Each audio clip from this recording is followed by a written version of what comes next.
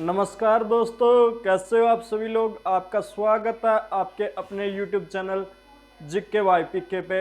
आज हम इस वीडियो में पढ़ेंगे भाई जो कश्मीर का इश्यू है, यानी कि धारा 370 है, उसके बारे में पढ़ेंगे। यानी कि जो कश्मीर में दिन प्रतिदिन जो हमारे सैनिक शहीद हो रहे हैं, आखिरकार इनकी शहादत के पीछे किसकी वजह है, यानी कि कौन वो व्यक्ति थे जिनकी वजह से आज तक ये कश्मीर का मामला पूरी तरह से सुलट नहीं रहा। तो आज इस वीडियो में किसके बारे में पढ़ेंगे, धारा 370 के बारे में पढ़ेंगे भाई। किसके बारे में पढ़ेंगे, यानी कि धारा 370 के बारे में पढ़ेंगे। जो धारा 370 संविधान की अनुच्छेद 370 कह लो और 35A, ठीक है ना। यानी कि जो अनुच्छेद 370 है ये संविधान के भाग किसमें है, भाग 21 में इसका उल्लेख है। और धारा 370 ही कश्मीर को एक विशेष राज्य का दर्जा देती है। लेकिन यानी कि 5 अगस्त 2019 को केंद्र सरकार ने यानी कि सेंट्रल गवर्नमेंट ने जो धारा 370 है इसको पूरी तरह से समाप्त कर दिया था, ठीक है ना। यानी कि जो धारा 370 में संशोधन करके इसको पूरी तरह से समाप्त कर दिया था। लेकिन अभी भी इसमें मतलब कश्मीर में थोड़ा वायलेंस है और इसके पीछे क्या वजह थी, इसके बारे में हम आज इस वीडियो में पढ़ेंगे। तो भाई जो धारा 370 के बारे में जानने से पहले सबसे पहले तो हमें कश्मीर का इतिहास जानना बहुत ज़रूरी है, ठीक है ना। तो जैसे कश्मीर है, ठीक है ना, जो कश्मीर का इतिहास है बहुत प्राचीन है, ठीक है ना। और जो कश्मीर में आज़ादी की मांग आज से नहीं यानी कि प्राचीन काल से ही उठती आ रही है, ठीक है ना। जैसे कश्मीरी बोले ना हमें आज़ादी चाहिए आज़ादी चाहिए, ये आज से आज़ादी नहीं मांग रहे हैं, या बहुत पहले से यानी कि प्राचीन काल से ही आज़ादी मांग रहे हैं। यानी कि जब चंद्रगुप्त मौर्य भारत का सम्राट होते थे, यानी कि उस समय जो कश्मीर था वो भी भारत का अभिन्न अंग होता था भाई, ठीक है। और चंद्रगुप्त मौर्य के बाद उसका बेटा राजा बनता है जिसका नाम होता है बिंदुसार। कौन होता है, यानी कि बिंदु, ठीक है, बिंदुसार, ठीक है ना। चंद्रगुप्त मौर्य का बेटा कौन होता है, बिंदुसार होता है। और बिंदुसार के ही समय सबसे पहले कश्मीर में विद्रोह होता है और जो कश्मीर के लोग हैं वो भारत से अलग होने की मांग रख देते हैं। और कहते हैं जो बिंदुसार का जो बड़ा बेटा का नाम क्या होता है, सुसीम होता है। क्या होता है, सुसीम होता है, ठीक है ना। तो सबसे पहले बिंदुसार अपने बेटे सुसीम को कश्मीर भेजते हैं यानी कि इस विद्रोह को दबाने के लिए, और कहते हैं इसमें सुसीम कामयाब नहीं होता। उसके बाद बिंदुसार अपने दूसरे बेटे यानी कि सम्राट अशोक को भेजते हैं भाई। किसको भेजते हैं, सम्राट अशोक को कश्मीर भेजते हैं इस विद्रोह को दबाने के लिए। और जिस समय कश्मीर में अशोक को भेजा जाता है उस समय जो अशोक होता है वो कहाँ का राजा होता है या फिर कहाँ का गवर्नर होता है, अवंतिका का गवर्नर होता है, यानी कि अवंती का गवर्नर होता है, जिसकी राजधानी क्या होती है, माहेश्मती इसकी राजधानी होती है वही, ठीक है। तो अशोक होता है ये कश्मीर में जाता है और जाने के बाद ये अपना तांडव दिखा देता है। यानी कि अशोक इतनी मारदाड़ करता कि उसके बाद बहुत सालों तक कश्मीर के किसी व्यक्ति के मुंह से आज़ाद कश्मीर की मांग नहीं उठती। और कहते हैं कश्मीर में पूरी तरह से शांति स्थापित हो जाती है, यानी कि अशोक के प्रचंड तांडव के कारण भाई, ठीक है ना। और कहते हैं भाई अशोक ने ही जो कश्मीर में जो श्रीनगर है, यानी कि जो श्रीनगर है कश्मीर की जो राजधानी है, इसकी स्थापना भी किसने की थी, अशोक ने की थी। कई बार बहुत बार ये पूछा जाता है जो कश्मीर के श्रीनगर की स्थापना किसने की थी, ये अशोक ने ही की थी भाई, ठीक है ना। उसके बाद भाई जो कश्मीर में यानी कि राज्य बदलते रहे, ठीक है ना। और उसके बाद यानी कि मुग़ल शासक भी आए, मुग़ल शासन में यानी कि औरंगजेब भी आया। और कहते हैं औरंगजेब के बाद जो कश्मीर में बहुत यानी कि जो व्यक्तियों का क्या हुआ, धर्म परिवर्तन हुआ और काफ़ी यानी कि संख्या में यानी कि हिंदू से किस में कन्वर्ट हुए, मुसलमानों से में कन्वर्ट हुए। उसके बाद भी जो यानी कि कश्मीर पे किसका राज हुआ, सिखों का भी राज हुआ। सिखों के बाद अंग्रेज़ों का राज हुआ और अंग्रेजों के बाद मतलब आखिरकार जो आखिरी जो कश्मीरी राजा थे वो कौन थे? गोरखा राजा थे। कौन थे भाई? गोरखा गोरखा राजा थे, ठीक ना। यानी कि गोरखा राजाओं ने भी कश्मीर पे राज किया और आखिरी गोरखा राजा कौन था? यानी कि राजा हरि सिंह था भाई। राजा हरि सिंह इनके कश्मीर के अंतिम राजा थे, जो एक गोरखा राजा थे भाई, ठीक है ना। तो जो राजा हरि सिंह था, इसका जो सेनापति था उसका नाम क्या था? राजेंद्र था। क्या था? राजेंद्र सिंह इसके क्या थे? सेनापति थे। और एक इनके प्रधानमंत्री थे जो कि हिमाचल प्रदेश के धर्मशाला के रहने वाले थे और जो बाद में भारत के मुख्य न्यायाधीश भी हुए, यानी कि सुप्रीम कोर्ट के मुख्य न्यायाधीश भी हुए भाई, ठीक है। तो जैसे कि 1947 में, यानी कि जब 1947 में भारत आज़ाद हुआ, यानी कि 1947 में जब भारत आज़ाद हुआ तो अंग्रेजों ने भारत के सामने दो शर्त रखी थी। यानी कि यानी कि भारत में क्या थे 1947 से पहले, यानी कि जैसे भारत था ना, तो भारत में मतलब कुछ हिस्सों पे क्या था, मतलब क्या देसी राजाओं का राज था, यानी कि देसी यानी कि रियासत थी, यानी कि रियासत थी, उन पे किसका राज था? देसी राजाओं का राज था। कुछ ही हिस्से पे किसका राज था? यानी कि ब्रिटिश का राज था। किसका राज था? यानी कि जो ब्रिटिश, ठीक है, ब्रिटिश सरकार का राज था भाई, ठीक है। यानी कि कुछ हिस्से पे किसका राज था? देसी रियासतों का राज था। और कुछ हिस्सों पे किसका राज था?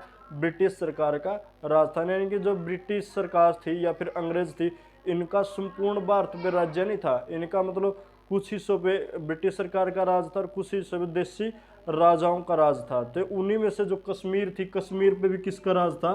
देसी राजा का राज था, जिसका नाम क्या था? हरि सिंह था भाई। किसका राज था? हरि सिंह का राज था, ठीक है ना। और जैसे कि भारत जब आज़ाद हुआ, तो आज़ाद होने से पहले जो भारत था, यानी कि जो हिंदुस्तान था, ये दो भागों में बट गया था। कौन से? यानी कि पाकिस्तान और भारत। किस में बट गया? पाकिस्तान और भारत में बट गया था भाई, ठीक है ना। और जिस टाइम भारत आज़ाद हो रहा था तो अंग्रेजों ने जो जितने भी देशी रियासत थी उनके सामने एक शर्त रखी थी। यानी कि वो शर्त क्या थी भाई? जो ये ब्रिटिश जिस पे ब्रिटिश का राज था, यानी कि जिस एरिया पे ब्रिटेन का राज था, उन्होंने वो पूरा राज्य तो किसको सौंप दिया था? भारत के पास सौंप दिया था। यानी कि जिस हिस्से में पाकिस्तान आ रहा था वो पाकिस्तान के पास चला गया, जिस हिस्से में भारत आ रहा था भारत के पास चला गया। लेकिन जो ये देशी रियासत थी इनको, यानी कि एक बात बोली गई थी भाई, इन देशी रियासतों को यानी कि एक स्वतंत्रता का अधिकार था, इनके पास एक अधिकार था, या तो ये देशी रियासत किस में मिल जाए, यानी कि भारत में मिल जाए, ठीक है, या फिर ये देशी रियासत किस में मिल जाए? यानी कि पाकिस्तान में मिल जाए। किस में मिल जाए? पाकिस्तान में मिल जाए भाई, ठीक है ना। या फिर एक तीसरा ऑप्शन भी था इनके सामने, या फिर ये अपना अलग राज्य बना ले, यानी कि या फिर अलग अलग देश या फिर अपना राज्य बना ले वे, ठीक है।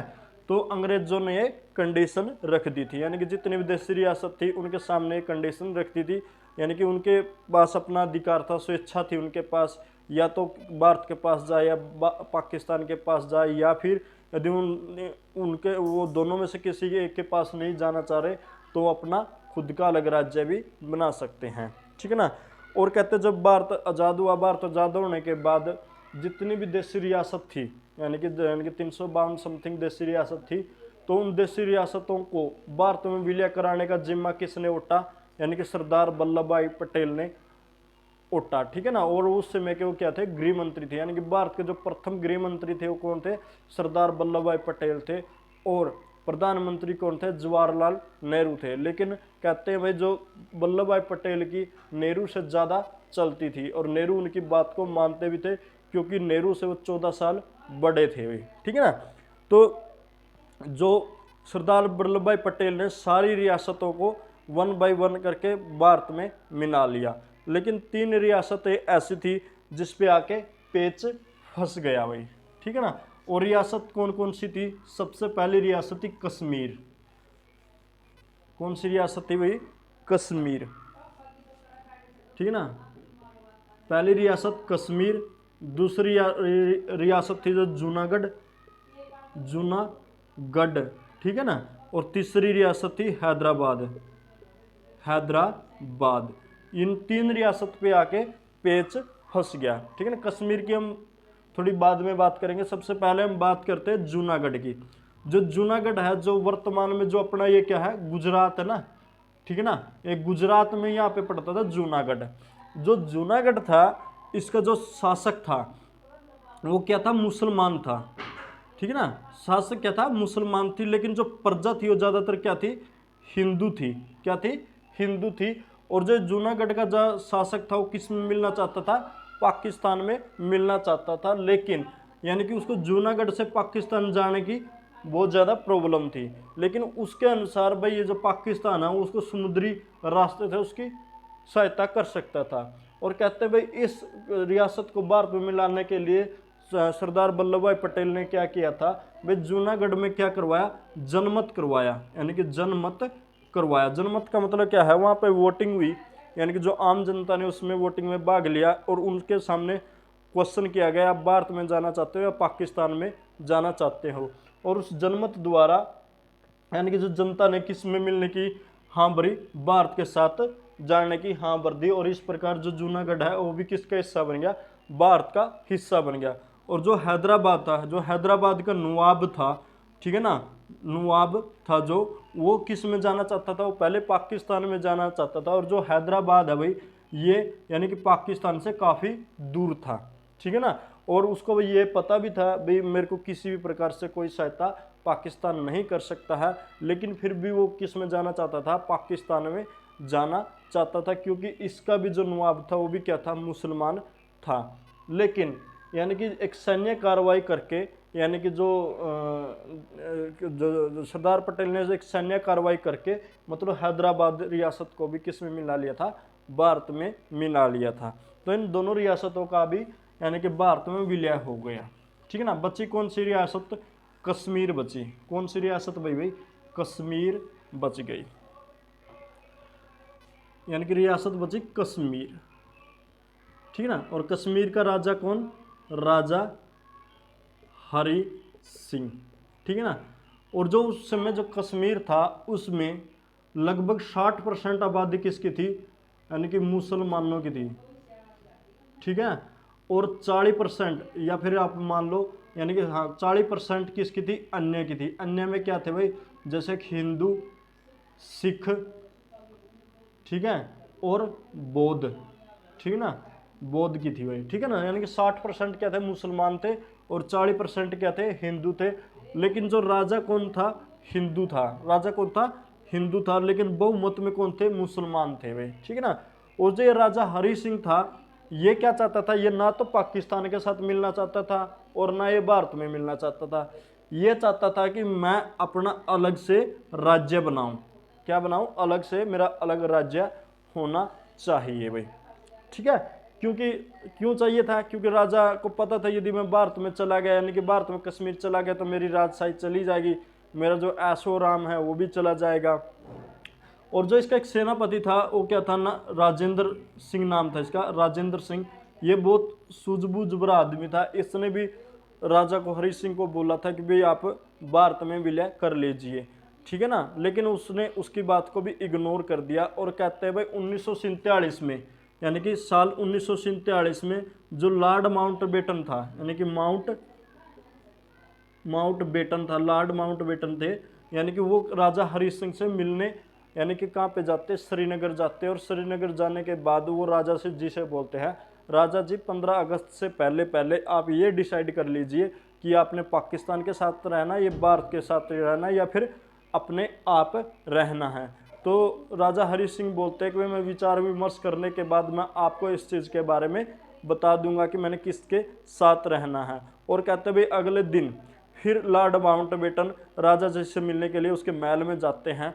लेकिन राजा जी अपने एक सैनिक के द्वारा एक चिट्ठी भेजते हैं और उस चिट्ठी में वो ये लिखते हैं कि भाई वो तबीयत खराब है राजा जी की, इसकी वजह से वो माउंटबेटन से मिल नहीं पाते। यानी कि ये राजा हरि सिंह की ये यानी कि आदत थी, यदि वो किसी व्यक्ति से नहीं मिलना चाहते थे तो अपने सैनिक के हाथ खत भिजवा देते थे और बोलते थे कि राजा जी की तबीयत खराब और मिलना नहीं चाहते। तो इसी प्रकार बेनतीजा के साथ यानी कि कहाँ पे आ जाते हैं, लॉर्ड माउंटबेटन वापस दिल्ली आ जाते हैं और कहते हैं भाई कश्मीर पे किसी प्रकार का फैसला नहीं होता। और कहते हैं सरदार वल्लभ भाई पटेल भी जाना चाहते थे कश्मीर में राजा हरि सिंह से मिलने के लिए, और राजा जो पटेल थे वो उनका मानना था कि यदि मैं उनसे मिलूंगा तो वो अवश्य ही भारत में विलय पत्र पे साइन कर देंगे। और कहते हैं भाई लेकिन नेहरू ने इसके लिए मना कर दिया था, यानी कि नेहरू ने उसके लिए क्या कर दिया था, मना कर दिया था, क्योंकि जो नेहरू था वो अपने आप को बहुत मतलब समाजवादी व्यक्ति मानते थे। समाजवादी का मतलब क्या होता है, जो आदर्शों का पक्का मानते थे अपने आप को। उनका मानना था भाई यदि जो अपने पटेल जी हैं वहाँ पे जाएंगे और जोर जबरदस्ती से यदि साइन करवा भी लेते हैं किससे, मतलब राजा हरि सिंह से, तो हम जिस प्रकार अंग्रेजों से आज़ाद हुए हैं तो कश्मीरी भी जो किसके गुलाम हो जाएंगे, हमारे भी एक किस्म से क्या हो जाएंगे, गुलाम हो जाएंगे। और उन्होंने उसको कश्मीर जाने से मना कर दिया भाई, ठीक है ना। यहाँ तक इतना था। उसके बाद हुआ क्या, उसके बाद हुआ क्या, जो जिन्ना था मोहम्मद अली जिन्ना, जिसने किसकी मांग करी थी, पाकिस्तान की मांग करी थी। वो चाह रहा था कि भाई कश्मीर पाकिस्तान का क्या हो, अभिन्न अंग हो। क्यों चाह रहा था, क्योंकि जो कश्मीर था, कश्मीर की 60% आबादी क्या थी, मुसलमान थी। और उसका उस चीज़ का पक्का यकीन था कि जितने भी मुसलमान हैं वो पाकिस्तान के फेवर में पक्के आएंगे, क्योंकि वो चाहता था कि यदि जनमत संग्रह हुआ तो जनमत संग्रह में जो आबादी है उसकी किसके फेवर में जाएगी, यानी कि पाकिस्तान की तरफ जाएगी भाई, ठीक है ना। और कहते हैं इसी के लेके, लेकिन यानी जब राजा हरि सिंह ने इस पे किसी प्रकार से कोई जवाब नहीं दिया तो इससे जो अपना मोहम्मद अली जिन्ना थी उनकी जो भावना को काफ़ी ठेस पहुंचा, और उन्होंने मन ही मन में एक मतलब योजना तैयार करी।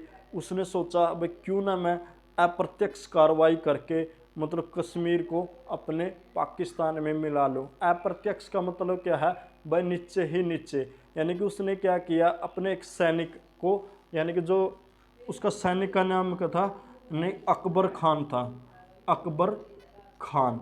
ये किसका सैनिक था, मोहम्मद अली जिन्ना का सैनिक था, यानी कि पाकिस्तान का सैनिक था। इसने अकबर खान को कहाँ पे भेजा, कश्मीर भेजा। कहाँ पे भेजा, कश्मीर भेजा। और जो कश्मीर का जो कबीलाई क्षेत्र था, कबीले थे, यानी कि कबीलाई क्षेत्र था, और जो कबीलों में जो मुसलमान थे, यानी कि आदिवासी कह लो या फिर कबीलाई मुसलमान कह लो, उनको भड़काना चालू कर दिया। यानी कि जो कबीलाई मुसलमान थे उनको क्या कर दिया, भड़काना चालू कर दिया, ठीक है ना, ठीक है।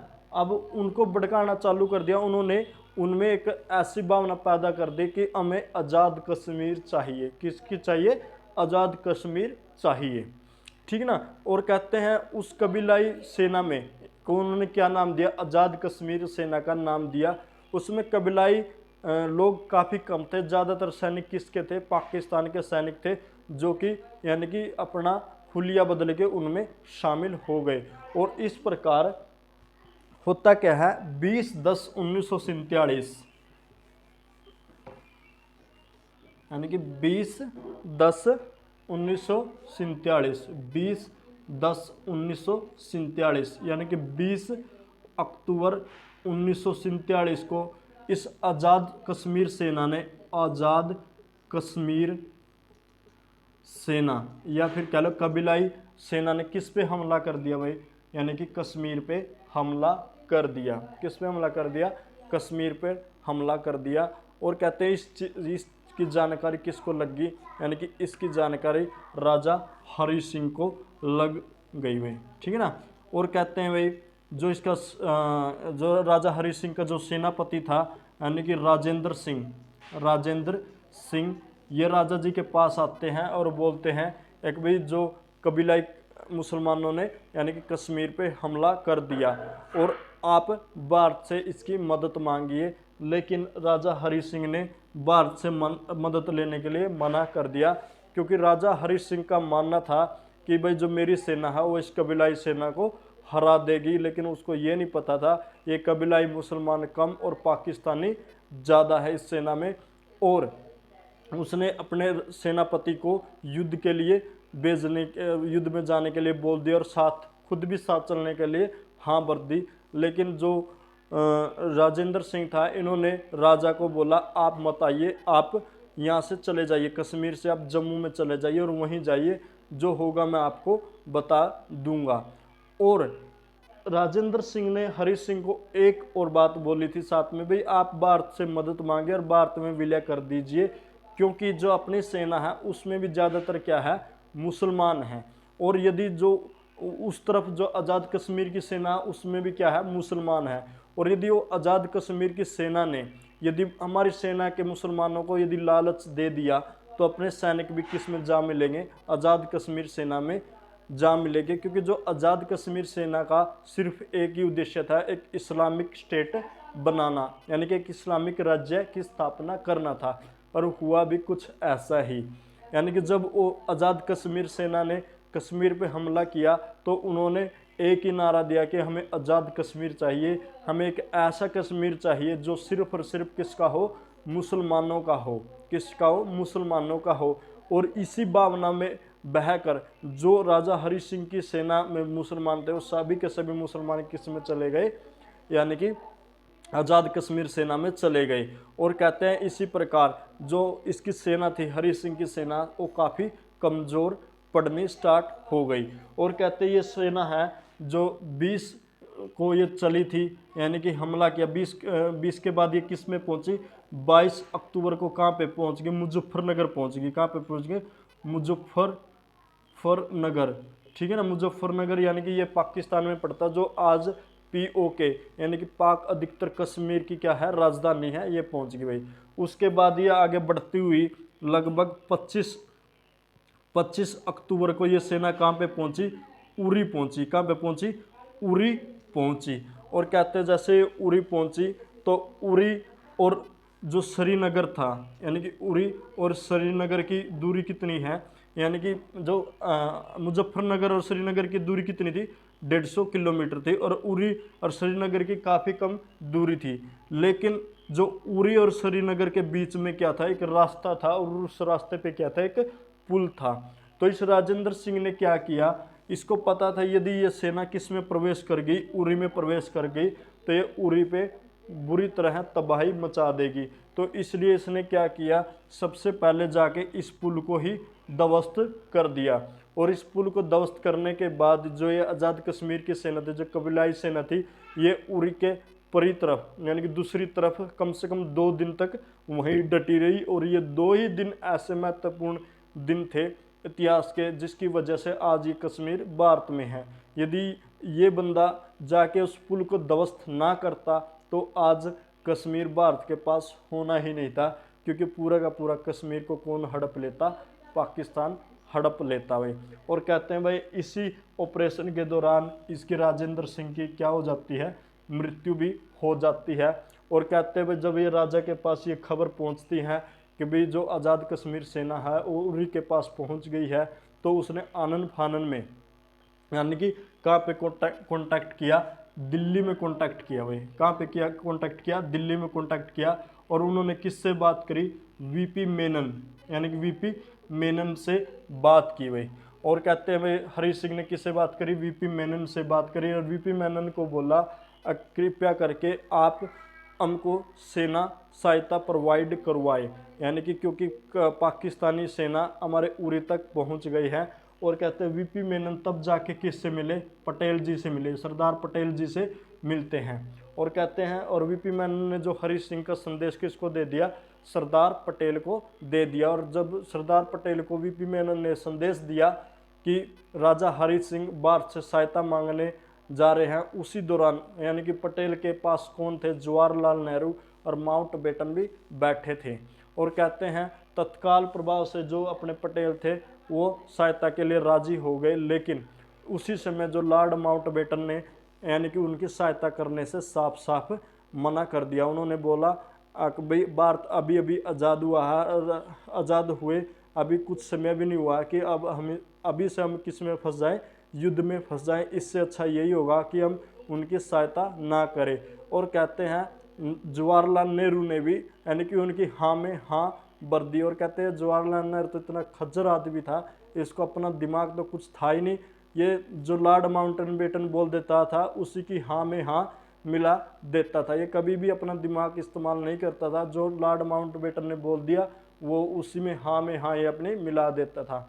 और कहते हैं उसी समय पटेल काफ़ी गुस्सा हुए और उन्होंने नेहरू को डांटते हुए बोला, क्यों नहीं करेंगे हम उनकी सहायता, हमें करनी चाहिए, लेकिन एक शर्त पे हम उनकी सहायता करेंगे, यदि कश्मीर भारत में अपना विलय करता है, ठीक है ना। और कहते हैं जो नेहरू इसके काफ़ी खिलाफ था, वो नहीं चाहता था कि कश्मीर का विलय भारत में हो। और कहते तभी पटेल ने वीपी मेनन को बोला कि आप राजा जी से बोलिए, भाई पटेल ऐसा बोल रहे हैं कि यदि आप भारत में विलय पत्र पे हस्ताक्षर करते तो हम अपनी सेना भेजेंगे, नहीं हम अपनी सेना नहीं भेजेंगे। और इसी प्रकार यानी कि वीपी मेनन और जो कश्मीर का उस समय राजा हरि सिंह का प्रधानमंत्री था, वो वापिस कहाँ पे जाते हैं, श्रीनगर जाते हैं, यानी कि राजा हरि सिंह के पास मिलने के लिए। और कहते हैं राजा जब वो श्रीनगर जाते हैं, राजा हरि सिंह श्रीनगर छोड़ के कहाँ पे चला जाता है, वापस यानी कि जम्मू चला जाता है भाई, ठीक है ना। वो हवाई मार्ग से कश्मीर जाते हैं, लेकिन राजा तब तक वहाँ से यानी गाड़ी गुड़ियाँ लेके निकल चुका होता है। और जो आज़ाद कश्मीर की सेना है, ये उरी को पार करते हुए कहाँ पे पहुँच जाती है, बारमूला पहुँच जाती है। कहाँ पे पहुँच जाती है, बारमूला, ठीक है ना, बारमूला जो कि कश्मीर में बारमूला पहुँच जाती है।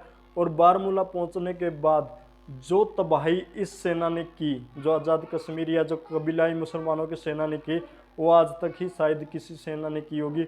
उन्होंने इतनी बर्बरता की, वहाँ पे छोटे बड़े बुजुर्ग सभी को मार दिया।